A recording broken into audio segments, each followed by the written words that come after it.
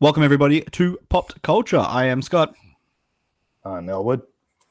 And I'm Monica. You'll be like, and I'm Jake. Thought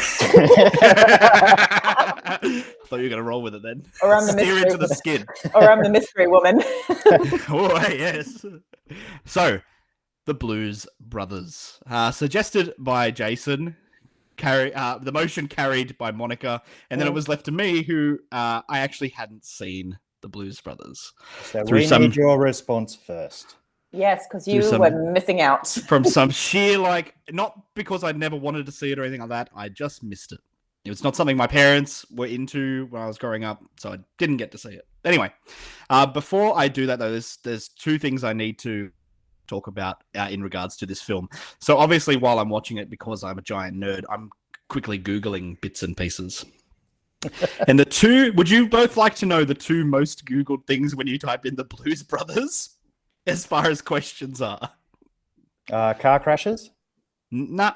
Really? Does it somehow involve the Illinois Nazis? Nah. Oh, thank God. Cocaine. Firstly, the Blues Brothers, did John Belushi actually do backflips? Oh, right. Yeah, he did. The cartwheel. Yeah. And is the Blues Brothers based on a true story? Well, it's based on an SNL sketch, so... That did happen. That happened, yeah. I was trying to find out, and you're probably going to shed some light on it for me anyway as we go through this, because I know Jason is quite the fan of this movie. Are any of the songs in this original? Sweet Home Chicago is original, right? I'm not sure. That one I'm not really clear on. I think the goal of it was to actually bring blues back as such and give you a bit of a historical lesson in it almost. It's sort of how Dan Aykroyd pitched it to John Belushi as an SNL skit, because Aykroyd loved blues and John Belushi had nothing to do with it. And so he went through this process of teaching him. I think he had like a club or a cafe, I can't remember, it's a cafe or something, with the history of blues as a jukebox. So it had all the sequences of blues in it through history. And then John Belushi would come with him and listen to it and eventually enjoyed it as well. And then they made the SNL skit for the Blues Brothers. And I have to say now, I don't know why some people suggest Wayne's World's the best SNL skit to film, because it's so much lower than this one. It's a one-joke film, Wayne's World, but Blues Brothers is just so rich in so many ways. So, yeah, it is. Like, from the performances to the premise to the non-stop, like, there's joke after joke after joke. It's a wild ride and it's great. It's got that all right, well, wait. Yes, I really liked it. Yeah, sorry, we didn't get your answer. Yeah, go, Scott. Really you go. Liked it. It totally, I was just in hysterics, and it was like that one of those sort of films, and I think it's a lot of films of this era, that sort of late 70s, early 80s, where I really do feel like maybe I was born in the wrong time, because it feels like a lot of these jokes were written for me. like the broken watch, I fucking pissed myself.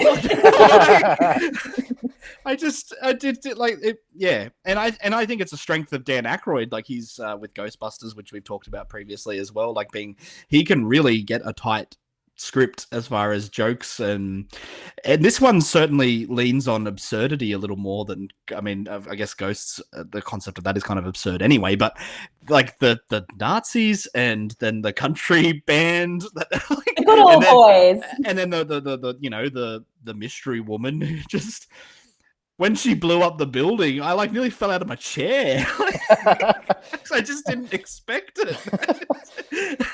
It just hit me on, and then not to mention just one of the most banging soundtracks I've ever heard in a movie.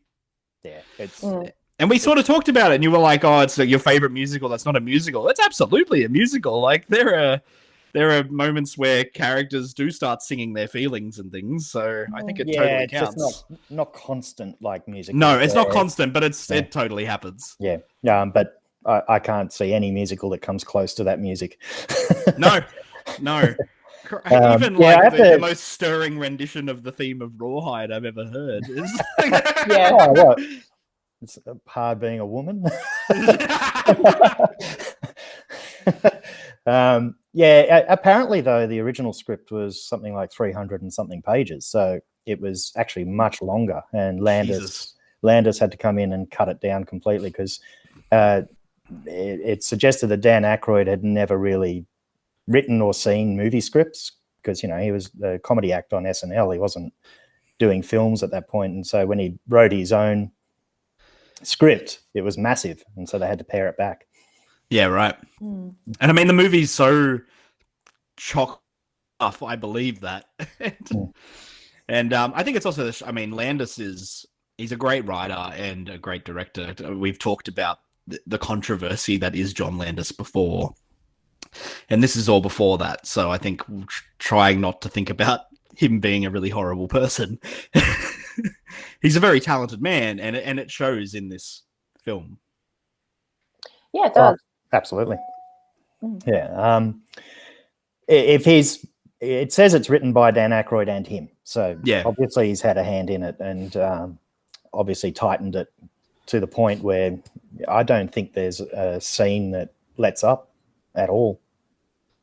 No, not at all. Even the very quiet scenes or when you feel that there might not be a lot going on to get the story started. So when the Blues Brothers go and see the penguin, for example, you sort of expect it to be the story that sort of starts off at a leisurely pace. But no, she starts whacking them the minute they start swearing a store. Below. When they come up to her office, you've got this tilted giant Jesus on a crucifix. Very foreboding. And she hovers. Yeah, she's hovering and glide. She's fantastic. And when they drag their desks forward towards her desk. Yeah, it actually goes about 8 minutes without any dialogue too. It's, up until I think it's Frank Oz going, one suit jacket black, one pair of pants black, suit pants, and so on. And it's still one prophylactic, one soiled, and how he leans over the line to sign off to collect. So it really works well on every scene. I remember I actually saw it when I was quite young, and that first 8 minutes did throw me, being young, because I was there going, "What's this about?" You don't get an idea at all, and But in rewatching it, it was sort of nice seeing that establishment of Chicago, sort of factory areas and things like that, to sort of go, this is really in a working class area with a lot of people who are downtrodden, and the blues is where they turn to in that situation, which is sort of where it's coming from. But it also shows the heart in the film, in the script. It's like, when you think about it, even though they're very naughty boys, if you want to say, you could say they're criminal, in fact, but it's for good intentions, weirdly. Yeah, they're trying to raise this money to stop the orphanage from closing, and it's also about bringing the band back together, which is also, I think, quite nice, especially by the end when you see them all perform together. And you can see the closeness that the two brothers have, Dan Aykroyd and John Belushi. They have a really wonderful rapport on screen. They have good chemistry. Absolutely. And there's not like the way they're able to bounce off each other, and just with looks and like with that when they sort of perform at that the country dive bar. Yes. And like Elwood kind of goes with it, and then Jake's just standing there for like a really long time. Bob's country bunker. And the ongoing joke through it, because even my kids noticed this because I rewatched it for the fun of it, and they were going, they don't react to anything. It doesn't matter what's going on. They just sort of really cool customers get up and go, there's heaps of dimes here. Nothing been blown up by a flamethrower. And, the rocket launcher, they're sort of like, they just step over it and go inside. Yeah, so it's brilliant characters, and then they're different too, which is really nice too, even though you wouldn't think so with so much silence in between them, but got that strong difference. They are very different. I think Jake is way more of a hedonist than Elwood, especially with when we find out the mystery woman played by Carrie Fisher in one of the best performances she's ever done. that he left her at the altar, and it's the only time in the movie as well when he makes up these ridiculous excuses that he takes off his sunglasses to completely bullshit her. and that's a great moment too, where like the kiss and he just drops. You don't do that to Goddess Carrie Fisher. Oh wow! Yeah, it just kept going and getting crazier and crazier, and then the Illinois Nazis who then kept coming back, and then the end is just the most like, the Fast and Furious can go fuck itself. It's got nothing on this. I would say the Blues Brothers probably has some of the best car chase scenes in any movie that I've ever seen. Like, it's definitely borrowed from Mad Max. Like, you can see a lot of techniques, and it has that same visceral, real feeling to the car crashes and things. But you see they're actually destroying cars. But it's able to play it with a laugh too, like where he's like hitting every shop. Yeah, when I go to the shopping centre, it's hysterical. There's a lot of room in this shopping centre, and they're like, we're in a truck. Like, it's just everything was. Yeah, they managed to play vehicular violence for laughs. Yeah. And interestingly, sorry, you go, Monica, first. Yeah. Sorry. I will let you go, Monica. No, please. All right. Interestingly, I noticed that because these car shots are quite real and obviously filmed in real time, because I know that they had to get permission to go 100 miles per hour through the city, and they had to put walking people in there to show that the cars were actually going that speed. So when you see the footage, it's purposely done to show you that they're actually going the right speed. But you notice that Dan Aykroyd's actually driving. Yeah. And some of the shots, I was like, I only noticed it on this rewatching where I was probably analysing it more than I'd normally would. I'd just sit back and just enjoy it like I normally do. And I was really surprised to see him driving. I remember there being some kind of dispute as well for the shopping centre chase scene, that all the damage that the shopping centre took. They understood it to not be owned by anybody, but turns out, yes, there was an owner, and there was a huge legal issue pertaining as to who was going to pay for the damages, whereas the film company was just like, well, no, you gave us permission. It's wrecked. Sorry about it. Yeah, there was it was a case where the shopping centre had been shut down, and apparently due to a rise in crime in the area, so they gave up on it. But then they made it a temporary place for a school because the school was being built.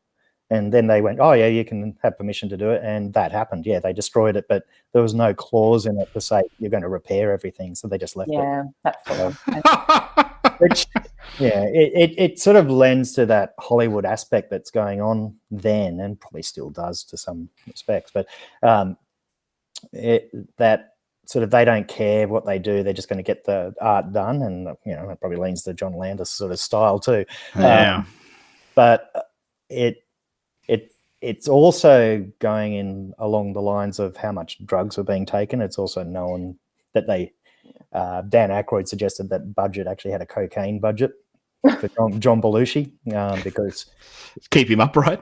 Yeah, just basically to keep him going at night if they had to do anything at night. And John Landis has since disputed it, but we do know that unfortunately these habits were being created. Well, I mean, in Belushi's case, it was. Yeah, it kills him. Yeah. So it's sort of a tragic thing going on behind the scenes there, building to only a couple of years later. So 2 years later, I think. Yep. And I think this is like, I've never been a great lover of kind of Animal House and things like that. They've just not ever done anything for me. But this was, I think, one of the first time I watched the film and I'm like, John Belushi. I'm like, oh wow, what a talented dude. Yeah, very funny. Very, very funny. Yes, and he did do the cartwheel. Yep, that is him. Oh, cool. You can jump onto Google Answers and fix that up for some people later. I don't know if he did the backflips that you see in the church, though. That to me looks like it's a setup of someone else. Yeah. But in the final concert in the hall there, you can see it's him because he does the cartwheel, lands there, and it's sort of one shot. So... Yeah, I think also one of the really fun parts of this film is going back to demonstrating, or showing off the blues, you have performances by Ray Charles, you have James Brown, you have Aretha Franklin, even Shaka Khan is in the choir of the church in the movie, and they're all incredibly enjoyable performances on their own as well. Yeah, and John Lee Hooker. And John Lee Hooker. Yep. Yeah, oh, there's the so much. Yeah. and used really well too. Like, and some of them to like great effect. Like the Ray Charles scene is hilarious when he shoots at the kid for trying to yeah. And then the little cutaway later where he puts the poster up upside down. Yeah, it's fantastic. It's really well done. Aretha Franklin's bit's phenomenal. Yeah, it's what a amazing. voice. They apparently didn't want her there. They wanted someone else, and Dan Aykroyd insisted. Yeah, good. I think because they were getting so much success in Saturday Night Live and things that they were able to push as much. Had a little bit of power broking. Bigger tickets, yeah. And the other thing they pushed was the sunglasses. The studios. Yeah, studios didn't want the sunglasses because they've got them on the whole time. And they're going, but we want to see your eyes. So they had that one moment. And it's showing that Dan Aykroyd at that time was really sort of inspired in what he was doing, had control over it. And it really shows that he had this great affection for what was being done, and the way that he included all the Black American musicians to be all part of it, if not the heroes of it. Not, they're sort of looked down upon in a lot of ways throughout the film, the Blues Brothers themselves. But it's a homage to those greats of blues, and it really holds to that. Yeah, it certainly does. And all the other performances as well by the supporting cast too. I know he's not in the film a lot, but I always love seeing John Candy on my screen. Yeah, he's great. He's just great, and he's so delightful. And he's only in a handful of scenes, but it's great to see him. Yeah, and he's memorable, whether it's the John Candiness of it or it's the role or whatever. I think it's the John Candy, but yes, definitely. But there's other things in this film which just stand out, which is nothing to do with that blues part or the comedy. It's like when they're dropping a car into the city from the sky. Yeah, like, that's real footage, and it's absolutely crazy that they decided to do things like that, and it's amazing when you see it. Yeah. From a filmmaking perspective, it's extremely well shot. The practical effects are great. It's a really well made film. You can't. Which I think is definitely to Landis's strengths. Which obviously those that penchant for live action stunts is sort of his undoing, but yeah, I mean it's done very well in this film. Yeah, absolutely it is. And Scott, did you like the last cameo in it? The last cameo in it? Yeah, right at the end. Oh, yeah, of course I did. Yeah, of course I did. I was it was like, holy crap, that's Steven Spielberg. Yeah. Little county clerk. Yeah. No, definitely. There's so much in it to like talk about. And for the first time watching it to talk about it like this was sort of, because I'm trying to analyze it, but then I'm sort of losing myself in the absurdity, and it was really cool. And I'm really glad that you picked it. I'm really glad to have finally watched it. Yeah, it's one that can easily be rewatched. I believe in Melbourne it was at the Valhalla, they call it down there, or something like that. And in Cremorne Orpheum in Sydney, they had Blues Brothers every Friday night midnight session for years and years and years, and you were supposed to go in dressed up. There you go. Yeah. And they'd mix it, I think, with the Rocky Horror Picture Show, so they'd alternate between those two, and they were sort of just these cult films that were lasting so much that people would go there at midnight just to enjoy it together, all dressed up, and shows the power of it. Now, one thing I do want to briefly talk about before we finish this episode is there is a sequel. Yeah. Now, I've seen the last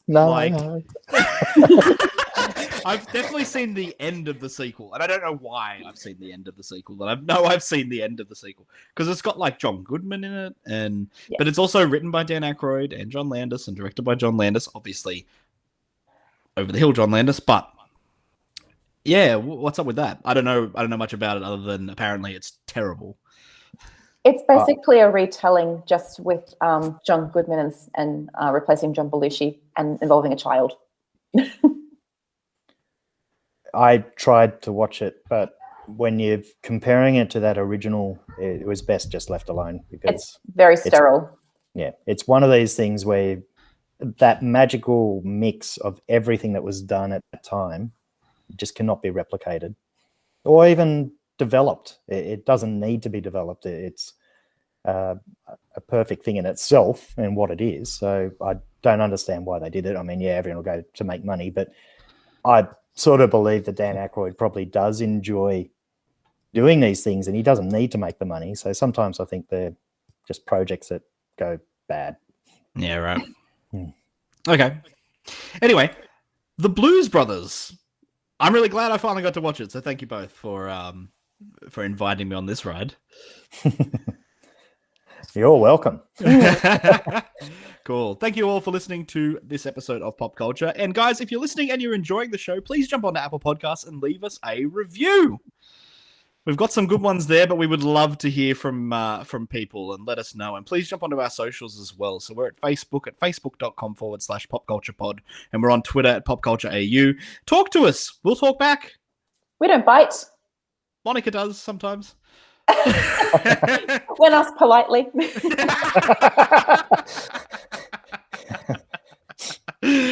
Brilliant. Thank you guys for listening. I've been Scott.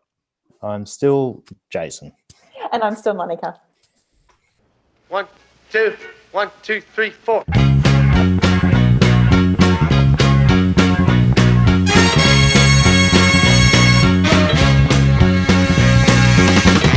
We're so glad to see so many of you lovely people here tonight.